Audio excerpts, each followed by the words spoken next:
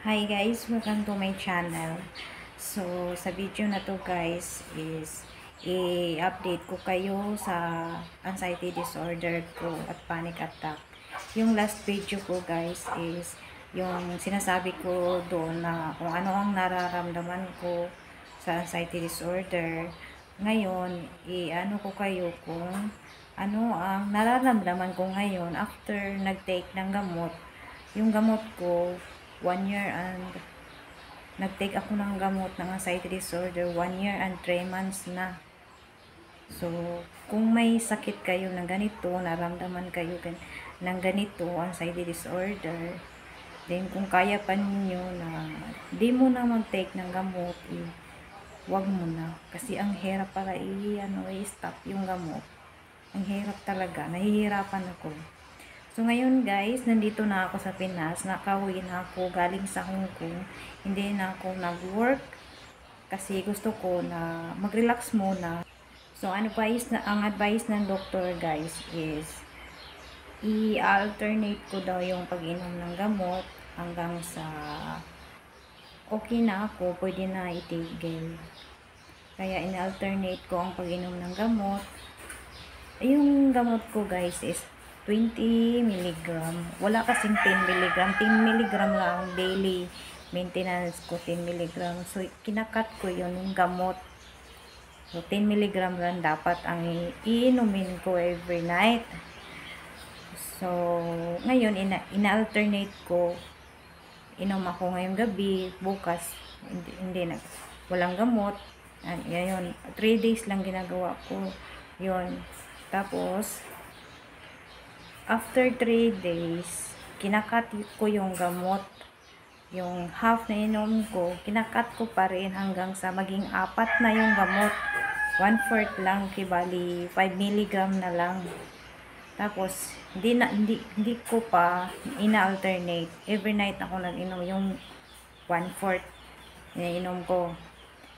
Tapos, yung problema ko lang guys is hirap itigil yung gamot. Kasi nung nag-alternate na ako na pag-inom ng gamot, meron akong nararamdaman, susuka, nahihilo. Tapos, parang lagi akong nagugulat. Parang, hirap i-explain yung nararamdaman ko.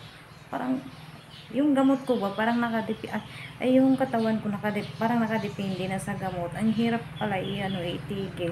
Hindi naman pwede pababayaan kung maramdaman kong nahihilo ako, nagsusuka, hindi ko kaya na araw-araw kong naramdaman yun. Kaya, ako, hanggang ngayon, nag-take pa rin ako ng gamot. Pero 1/4 na lang, kinakat ko na. Kasi yun ang advice ng doktor. So, hanggang ngayon, sabi ng doktor, 1 year pwede ko na itigil daw. So, 1 year and 3 months na ako nag-take ng gamot. Kasi hanggang ngayon, hindi ko pa rin maitigil kasi may nararamdaman ako. Pero sabi naman ng doktor, wala namang problema kung gusto mo i-lifetime yung gamot. Kung gusto ko, na itigil ko na to. Kasi, ang hirap hanapin ang gamot ko. Kailangan pa kami mag-travel sa malayo, sa city para hahanapin tong gamot kasi wala dito sa aming lugar. Kasi hirap. Gusto ko, itigil ko na to. Mas maganda kung walang maintenance. So, magastos pa, ang mahal pa ng gamot. Pamasahe pa patungo sa pharmacy doon, malayo sa amin. Yun, yung problema ko is, kung paano ko itigil. So, ngayon, may maintenance ako, pero 1/4 na lang yung ininom ko. Kahit 1/4, every night ako nag-inom ng 1/4 sa gamot ko. Meron pa rin akong nararamdaman, pero slight lang. Yung panghihilo, pagsusuka, slight lang siya. Pero makakaya naman, okay lang. Tapos, inobserbahan ko kung pwede ko na ba i-alternate naman yung 1/4. Pero sa ngayon, hindi pa pwede kasi pa ako. Nag-adjust pa yung katawan ko pa, diba? Na medyo naghihilo pa, susuka minsan, ganyan.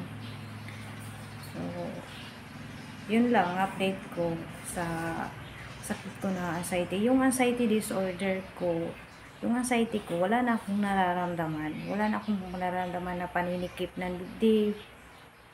Basta wala na akong naramdaman. Lahat-lahat. Wala na akong naramdaman sa anxiety disorder ko. Yung problema ko lang kung paano ko itigil yung gamot. Ang hirap. Yung katawan ko parang nasanay na sa gamot. So, ang hirap pala.